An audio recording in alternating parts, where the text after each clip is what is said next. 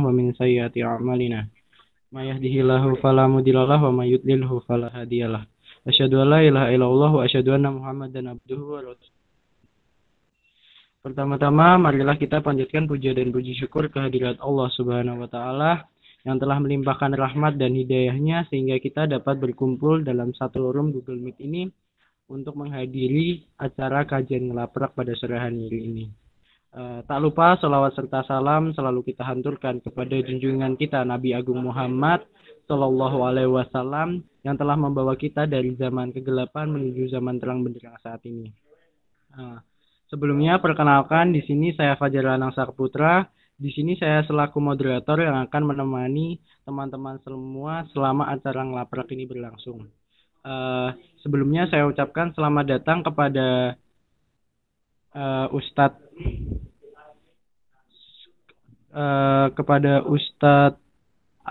Andi Alif Rahman.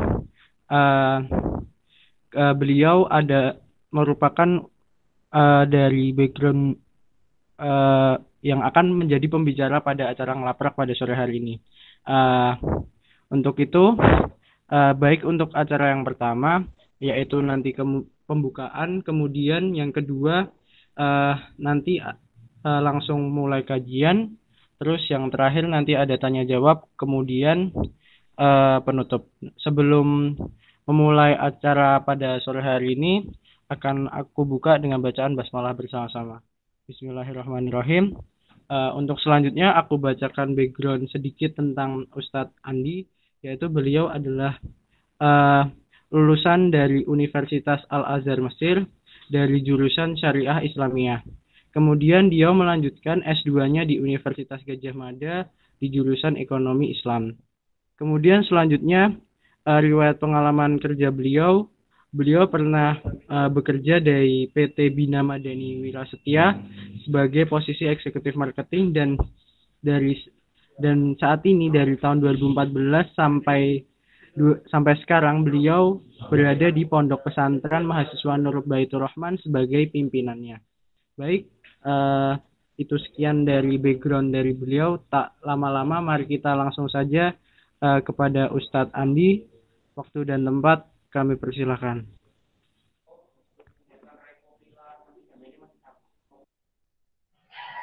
Baik, suara saya terdengar nggak ya? Terdengar Ustadz. Terdengar Ustadz.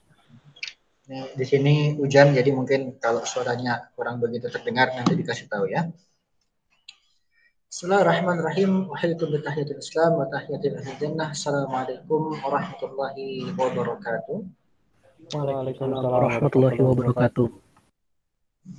Alhamdulillah nahmaduhu wa nasta'inuhu wa nastaghfiruhu wa nastaghfiruh wa na'udzu billahi min syururi anfusina wa min sayyiati a'malina may yahdihillahu fala mudilla lahu wa may yudlil fala hadiya lahu waliyyan mursyida. Wa nashhadu an la ilaha illallah wahdahu la syarika lahu lahul mulku wa lahul hamdu wa huwa 'ala kulli syai'in qadir. Qadina billahi rabba wa bil islam dinan wa bi Muhammadin nabiyyan wa rasula. Allahumma anfa'na ma 'allamtana wa 'allimna ma yanfa'una. Allahumma la sahla illa ma ja'altahu sahla wa anta taj'alus sahla idza syi'ta sahla wa ba'd. Gimana kabar antum dan antum semua, sehat semuanya ya?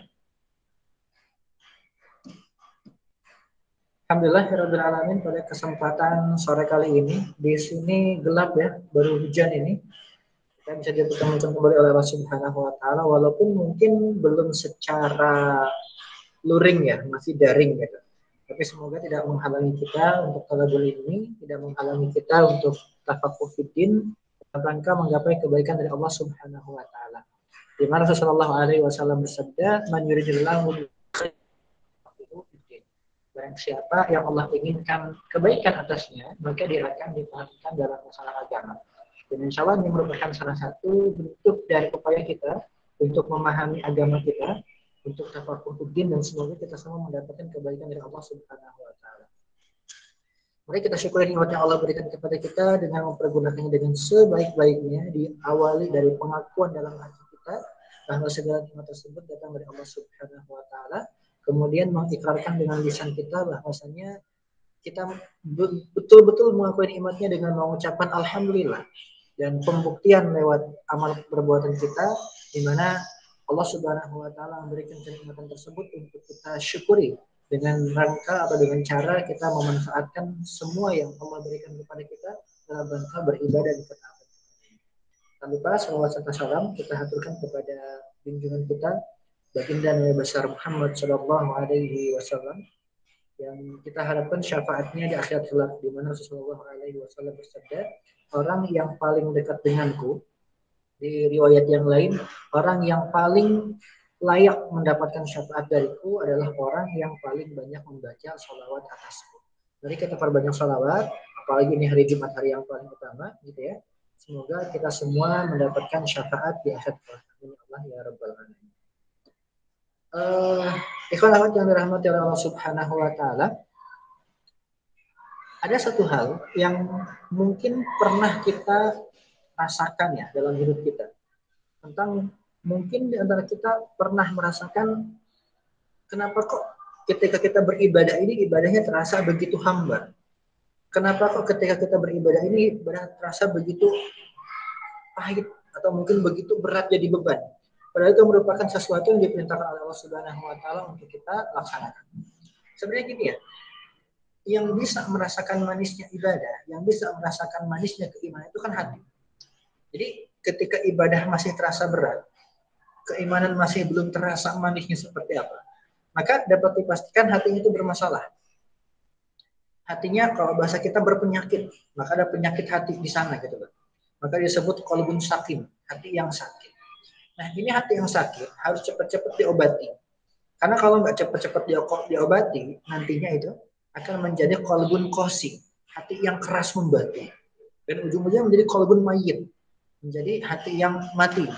Sulit sekali untuk mendapatkan hidayah dari Allah Subhanahu wa taala. Dan ketika hati ini diobati, dibersihkan, dirawat, itu akan menjadi qalbun salim, hati yang selamat, hati yang sehat, hati yang baik. Nah, ada beberapa hal atau beberapa penyakit hati yang biasa menggerogoti hati kita. Di antaranya ada penyakit hasad, iri, dengki, ada penyakit ria, ada penyakit sum'ah, banyak jenisnya ya, banyak jenisnya. Tapi yang berbahaya itu adalah ketika penyakit hati ini kita biarkan begitu saja. Lama-kelamaan ini penyakit akan semakin membesar. Lama-kelamaan penyakit ini akan menggerogoti habis hati kita, sehingga sulit sekali bagi kita untuk terlepas darinya dan sulit bagi kita untuk kembali kepada kebaikan. Maka dari itu senantiasa kita berusaha untuk membersihkan hati kita dengan cara banyak-banyak beristighfar dan juga dengan cara kita ini banyak-banyak berzikir kepada Allah Subhanahu wa taala. Ala bidzikrillah tatma'innul qulub. Jamaah rahmat Allah Subhanahu wa taala, di antara penyakit hati itu adalah kita ini senang untuk melihat kekurangan orang dan tidak senang untuk melihat kekurangan diri kita sendiri. Sehingga ada peribahasa ya, gajah di depan mata nggak kelihatan, tapi kalau semut di seberang lautan itu justru kelihatan. Ini kenapa? Karena kita sibuk untuk mencari kesalahan orang lain dibandingkan kita sibuk untuk memperbaiki diri kita sendiri. Ini yang jadi masalah. Kenapa? Ketika terjadi seperti ini, maka akan menimbulkan beberapa dosa-dosa selanjutnya. Entah itu nanti ujungnya mengadu domba, entah itu dari dukungan dalam ketidakbaikan. Di antaranya adalah yang akan kita bahas tentang yang namanya ghibah. Apa itu ghibah? Ghibah berasal dari kata-kata bahasa Arab ya, dari kata ghaba yaghibu. Artinya hilang atau tidak ada. Kata ghibah itu artinya tidak hadir, makanya disebut ghaib. Lawan dari hadir adalah ghaib. Maka mohon maaf ya, ada satu makhluk yang disebut makhluk ghaib gitu loh. Kenapa disebut makhluk gaib? Karena memang tidak ada, bukan betul-betul tidak ada, hilang enggak. Cuma kita tidak melihatnya dalam kenyataan hadir gitu loh. Maka ghibah ini adalah suatu istilah untuk membicarakan orang yang tidak ada di hadapan kita. Dalam bahasa Arab itu ada 3 kata ganti, 3 jenis kata ganti ya. Ada kata ganti orang pertama namanya mutakallim, orang yang berbicara, aku, kita, kami. Ada juga yang namanya mukhatab, orang kedua, orang yang diajak berbicara, kamu, kalian, gitu ya. Ada juga namanya dhamirul ghaib atau orang ketiga, yang dibicarakan. Kenapa dibicarakan? Karena nggak ada di situ, makanya dibicarakan. Makanya bahasa itu adalah dia, mereka. Maka disebut ghibah ini adalah ketika kita membicarakan orang lain yang tidak ada di situ. Lebih khususnya lagi membicarakan keburukannya. Rasulullah SAW pernah bersabda, atau dulu nama ghibah. Tahu nggak kalian ya tentang yang namanya ghibah?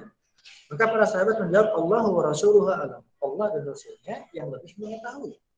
Maka Rasulullah SAW bersabda, zikruka akhaka bima yakrahu.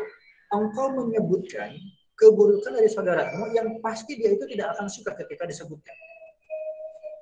Maka para sahabat bertanya, wahai Rasulullah, bagaimana kalau ternyata di saudara kita itu tidak ada yang kita sebutkan? Artinya menyebutkan keburukan, tapi ternyata tidak ada di di orang tersebut. Maka Rasulullah SAW bersabda, in kana fihi faqad tahu. Kalau ternyata, mohon maaf ya, ada banyak anak-anak lagi main di sini.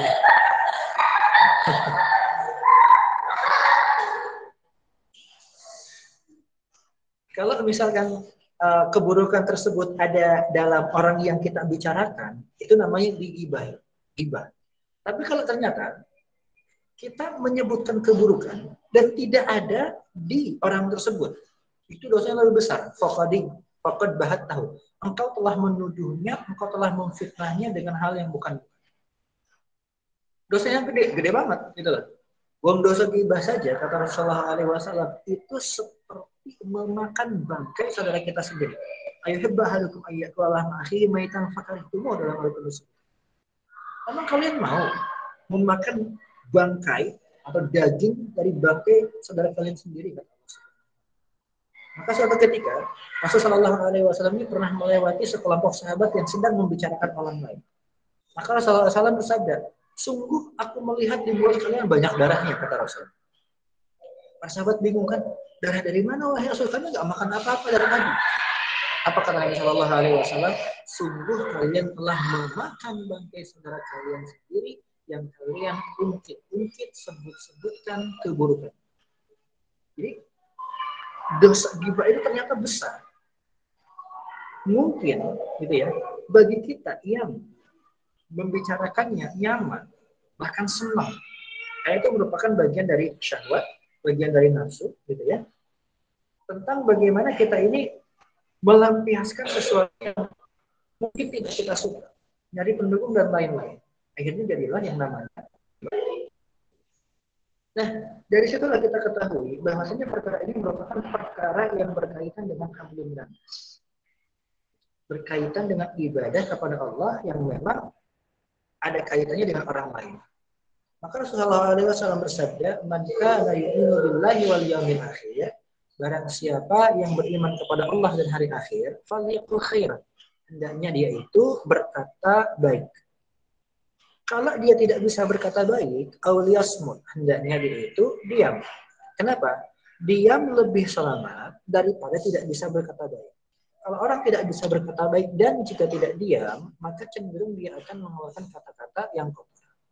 Rasulullah SAW pernah bersabda bahwa man kasura kalamuhu kasura khata'uhu. Barang siapa yang banyak ngomong yang nggak jelas cenderungannya, yang nggak jelas poinnya kemana, gitu ya, ngomongnya kalam fadhi, ngomong yang sia-sia, apalagi sampai nanti ngomong kejelekan orang, kasura khata'uhu, banyak salahnya. Wa man kasura khata'uhu kasura dzambuhu. Barang siapa yang banyak salahnya maka banyak dosanya. Wa man kasura dzambuhu dakhala. Barang siapa yang banyak dosanya maka tentu tempat kembalinya adalah di neraka. Nauzubillah summa nauzubillah. Oleh karena itu kita dianjurkan untuk meninggalkan hal-hal yang tidak perlu, termasuk dari perbuatan maupun perkataan. Min husni islamil mar'i tarkuhu ma la ya'ni. Di antara bentuk kebaikan Islam seseorang itu merupakan dia meninggalkan perkara-perkara yang tidak perlu, apalagi sampai memberikan kemudaratan baik dirinya sendiri maupun bagi orang lain. Nah, perkara ghibah ini kenapa sangat berbahaya? Selain ghibah ini merupakan salah satu penyakit hati yang berasal dari hasad, yang berasal dari ketidaksukaan terhadap orang lain. Ghibah ini adalah awal dari permusuhan. awal dari rasa ketidaksukaan terhadap seseorang, maka dibicarakanlah keburukan-keburukan. Sehingga ghibah ini sangat-sangat berbahaya terhadap yang namanya ukhuwah Islamiyah, terhadap yang namanya persaudaraan. Ini harus ditinggalkan. Rasulullah SAW bersabda, "Man nafasa an mu'minin kurbatan min kurabid dunya," barang siapa meringankan beban seorang mukmin di dunia, nafasallahu anhu kurbatan min kurabi yaumil qiyamah. Allah akan meringankan bebannya di akhirat. Wa man yassara ala mu'sirin, barang siapa meringankan, memudahkan urusan seseorang, maka Allah akan ringankan urusannya di dunia dan akhirat. Wa man satara baik-baik. Barang siapa yang menutupi aib orang lain yang tidak mesti dibuka, ditutupi. Satarahullahu fid dunya wal akhirah. Maka Allah akan menutupi aibnya di dunia maupun di akhirat. Jadi bukan cuma di dunia Allah tutupi aibnya, tapi yang lebih dahsyat lagi adalah di akhirat. Kenapa? Gini, kalau di dunia, misalkan gitu ya, aib kita kebuka, paling yang tahu berapa orang sih gitu. Paling orang-orang yang kenal sama kita atau orang yang dekat. Tapi nanti kalau di akhirat, semua amal catatan kita akan dibuka oleh Allah Subhanahu wa taala selebar-lebarnya, serinci-rincinya, sejelas-jelasnya. Dan yang tahu bukan cuma kita. Orang tua kita tahu, saudara kita tahu, teman kita tahu, bahkan orang yang nggak kenal sama sekali, itu tahu. Seluruh orang yang pernah hidup di muka bumi ini tahu kita lagi ngapain. Mending kalau misalkan kita ini melakukan amal soleh, bangga kita. Cuma kalau ternyata kita melaksanakan kemaksiatan, melakukan sesuatu yang aib, sesuatu yang memalukan, itu semua juga akan diketahui gitu loh. Tapi Allah Subhanahu wa taala akan melindungi kita dari hal tersebut. Akan menutupi kesalahan-kesalahan kita. Mungkin cuma kita yang tahu diri dengan Allah Subhanahu wa taala. Gitu ya. Kalau kita tidak mau menjaga aib orang lain, maka Allah pun tidak akan menjaga aib kita. Dibiarkan aib kita ini akan terbuka. Dan malunya luar biasa. Seperti itulah perasaan orang yang dibuka aibnya oleh kita. Maka kita jangan pernah membuka aib orang lain ketika memang tidak perlu untuk dibuka. Oh, kalau begitu ada saja ngomongin orang yang diperbolehkan. Ada. Ya. Ada ngomongin orang yang diperbolehkan. Dan ini tidak masuk ke dalam ghibah. Kalaupun disebut ghibah, ini ghibah yang diperbolehkan atau disebutnya istisna, pengecualian. Apa ghibah yang diperbolehkan? Yang pertama adalah untuk tujuan persaksian.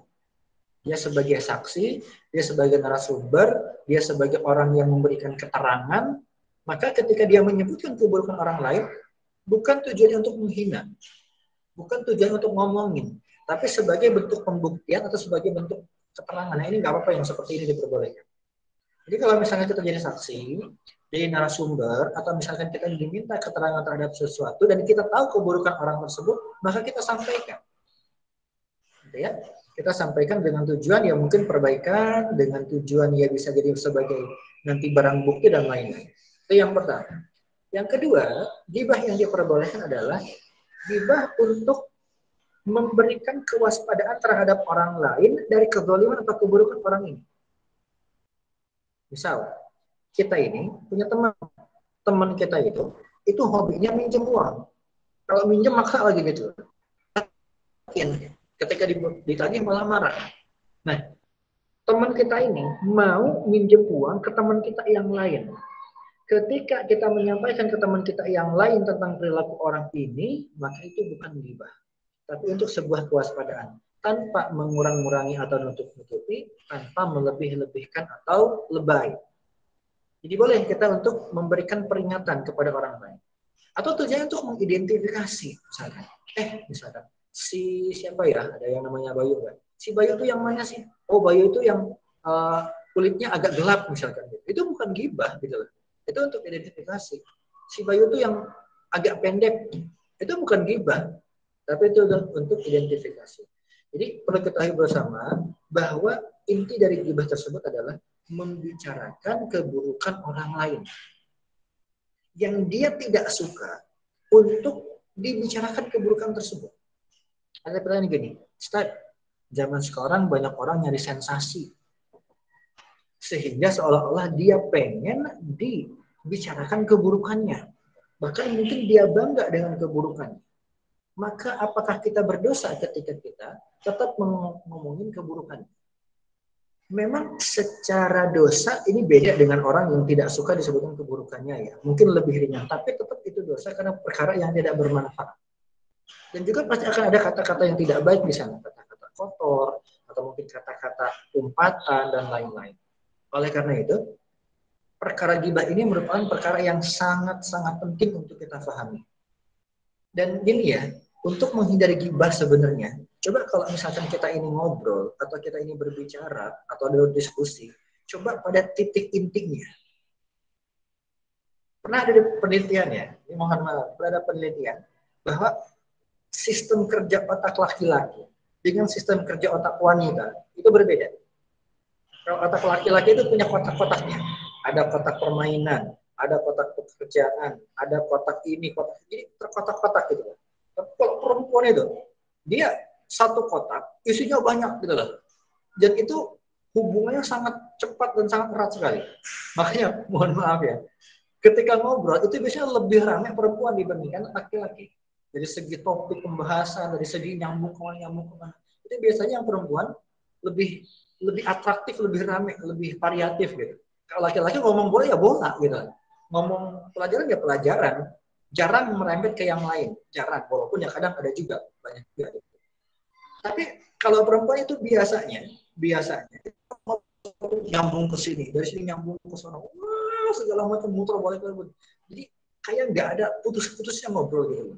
Nggak semua memang, tapi biasanya seperti itu. Nah, dalam komunikasi ini, baik laki-laki maupun perempuan, usahakan hindari betul yang namanya ngomong orang. Rasulullah SAW menyebutkan kepada kita, ada dua hal yang harus kita ingat dan dua hal yang harus kita lupakan. Yang harus kita ingat adalah kebaikan orang lain kepada kita dan keburukan kita terhadap orang lain. Dan yang harus kita lupakan adalah kebaikan kita terhadap orang lain dan keburukan orang lain terhadap kita. Jadi kalau misalkan kita ini ingat dengan kebaikan orang lain, kita akan ngomongnya, kalaupun ngomongnya yang baik-baiknya aja gitu loh. Karena kita sibuk memperbaiki diri yang memang nggak baiknya.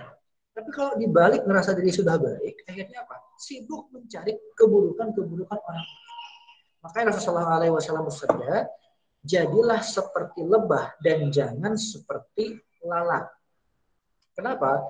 Lebah itu adalah makhluk menghasilkan yang baik. Dia ketika hinggap tidak mematahkan, hinggap di tempat-tempat yang baik. Sedangkan lalat itu kalau datang bawa penyakit, hinggap di tempat-tempat yang buruk. Jadi kayak gini, mata lebah gitu ya, mata lebah. Ditempatkan di tempat seburuk apapun, dia akan cari tempat yang terbaik untuk hinggap. Dia nggak mau hinggap tempat yang buruk. Kalau mata lalat beda lagi. Ditempatkan di tempat yang paling baik sekalipun, dia akan cari tempat yang paling buruk untuk hinggap. Maka jadilah seperti lebah. Mungkin di hadapan kita orang tuh banyak banget kekurangannya, tapi carilah kebaikannya. Jangan seperti lalat. Di hadapan kita orang yang baik, tapi tetap kita korek-korek keburukannya gitu loh. Apalagi udah ketemu teman ngobrol, seolah-olah dapat dukungan. Wah, akhirnya aku ngomongin kejelekan ini. Dan bentuk ghibah itu sekarang banyak gitu ya.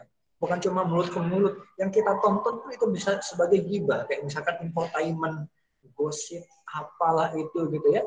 Yang menunjukkan keburukan orang lain. Ketika orang tersebut betul-betul nggak suka ketika keburukan tersebut ditampakkan. Apalagi disiarkan secara nasional, diviralkan. Aduh, itu jangan deh. Ya, jangan. Banyak orang yang akhirnya putus asa. Banyak orang yang akhirnya kecewa. Karena keburukannya disebarluaskan. Yang dosanya itu ngalir kepada orang yang menyebarkan. Siapapun yang menjadi ghibah, siapapun yang ikut nyebarin, yang ikut mencemooh dan lain-lain, itu dosanya semua dalam penyebaran berita dan lain-lain. Maka dari itu, Subhanahu wa Ta'ala, kita berusaha ya untuk dalam kebaikan, ngomongin yang baik-baik. Maka cobalah buat lingkungan yang baik. Lingkungan yang baik pun jangan sampai ketika dengan keburukan. Oleh karena itu, coba kalau misalkan kita ngobrol, tentukan kita ini mau ngobrol apa sih gitu. Kalau udah mulai keluar dari jalur, balik lagi deh. Gitu. Kalau sudah mulai ngomongin kejelekan orang, coba diingetin. Jangan dibiarin. Kalau dibiarin nanti kita ikut-ikutan dan lain-lain. Karena sama saja ketika kita membicarakan maupun mendengarkan keburukan orang itu sama hukumnya. Ya.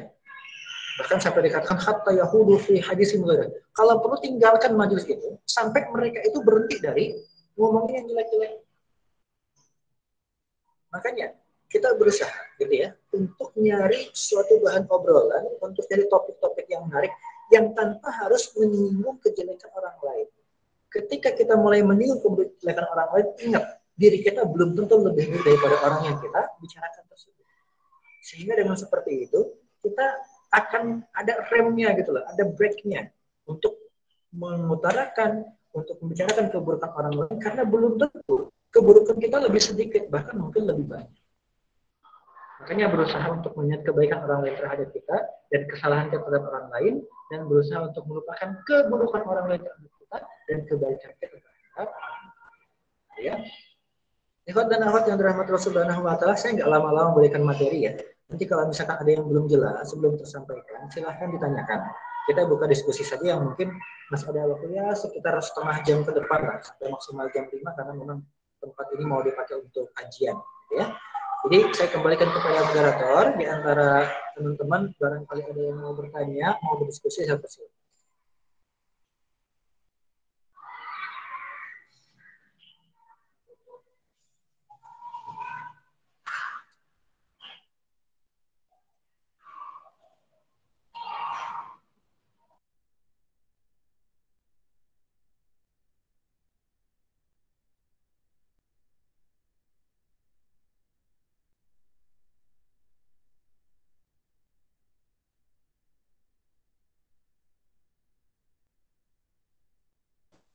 Tes, sepertinya Mas Fajar sedang ada sedikit masalah Ustadz, jadi saya berganti alih yang memegang. Oke, apakah teman-teman ini ada yang bertanya?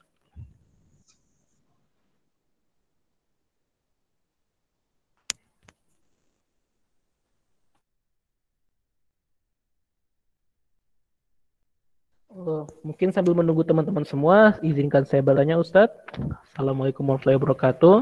Saya Bimo dari program studi kimia FMIPA UGM angkatan 2019, ingin bertanya, mau coba kembali lagi sih ke definisi gibah itu apa, dan secara bahasa, secara apa ya, secara istilah juga, karena saya kadang juga pernah pusing dengar yang namanya gibah yang baik, berarti ngomongin kebaikan orang. Dan gibah yang baik tuh, apakah emang namanya seperti itu, Ustaz? Terima kasih. Tadi kita sebutkan bahwa memang istilah gibah biasanya dipakai untuk sesuatu yang buruk. Karena memang biasanya seperti itu. Membicarakan, ngomongin keburukan orang lain. Lantas, bolehkah kita untuk membicarakan kebaikan orang lain? Tidak mengapa dan tidak jadi masalah. Bahkan ketika itu jadi motivasi tersendiri, suatu kredit bagi orang tersebut itu bisa jadi berpahala.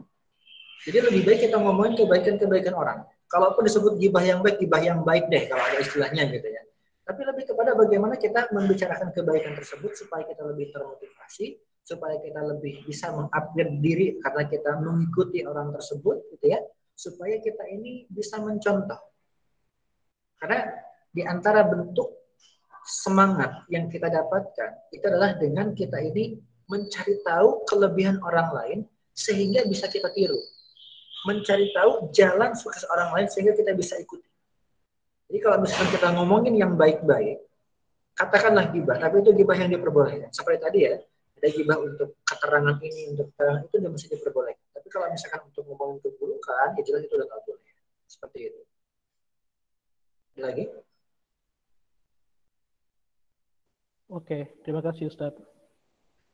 Oh, sepertinya Mas Fajar sudah hadir. Halo Mas Fajar.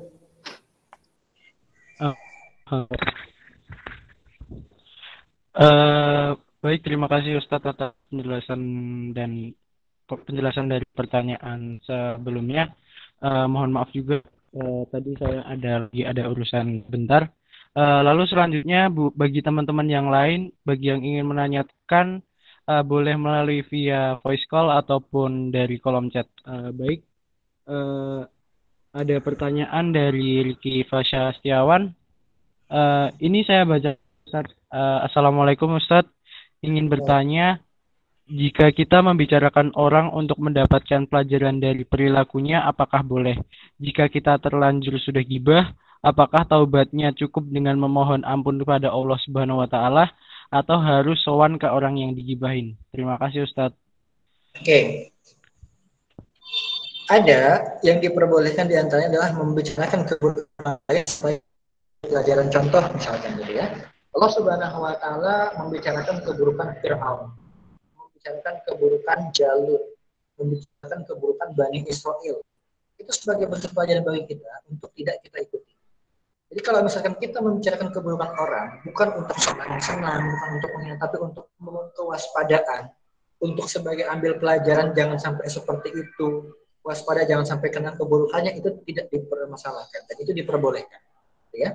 Jadi membicarakan keburukan orang dalam rangka kewaspadaan maupun mengambil hikmah dan ibrah dari perbuatan tersebut itu tidak jadi masalah. Ya misalkan gini, ada berita ya, berita-berita kriminal atau berita apa gitu kan. Itu kan tujuan untuk memberikan kewaspadaan selain informasi tentunya, tapi juga untuk memberikan kewaspadaan. Tidak jadi masalah kalau seperti itu. Dan ketika kita terlanjur untuk menggibahi seseorang, memang hadisnya adalah kafaratu man yubtatahu antastaghfirullah. Kafarah, balasan atau penghapus dari dosa ghibah yang kita laksanakan adalah kita ini memohonkan ampun untuk orang yang kita gibahi. Kita gibahi si fulan, astagfirullah, saya lupa. Kalau ternyata fulan itu adalah saudara saya, nggak boleh saya gibahi bla bla bla segala macam.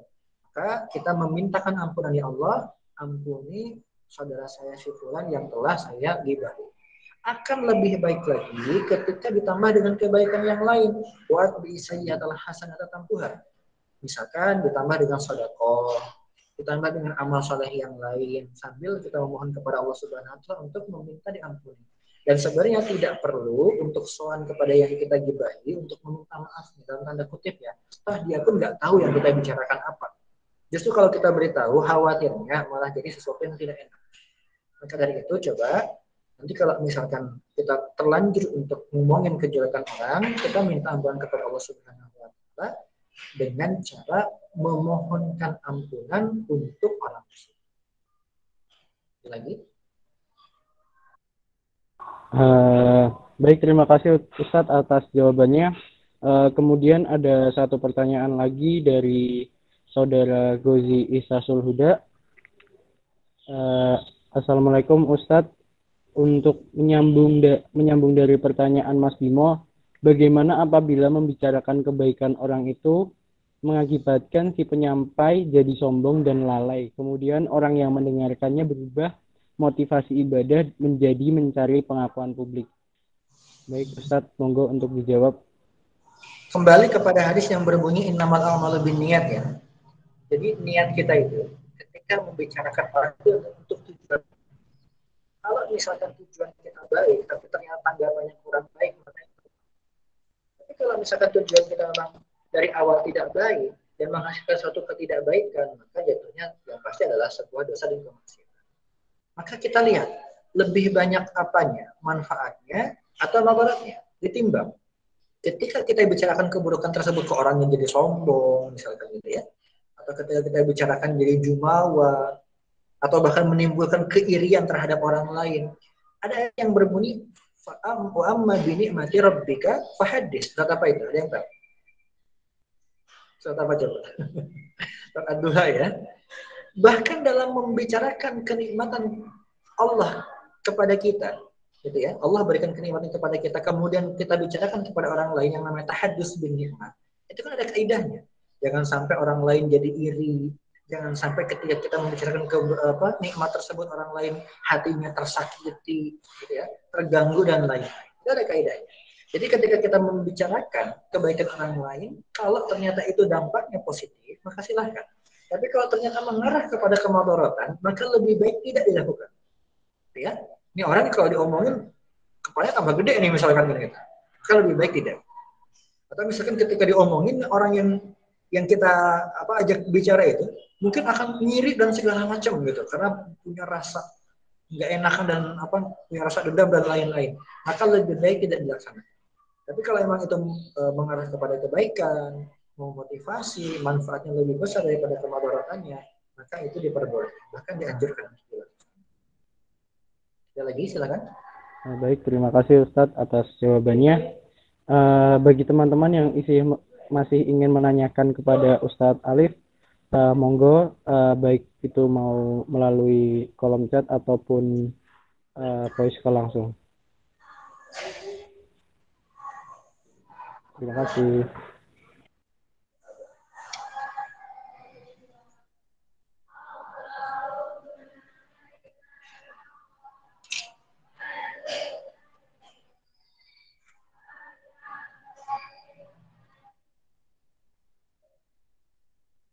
Cukup?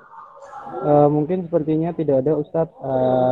Baik, sebelum ditutup acara pada sore hari ini, mungkin ada closing statement dari Ustadz atas kesimpulan kajian dari tadi untuk Allah Subhanahu wa Ta'ala.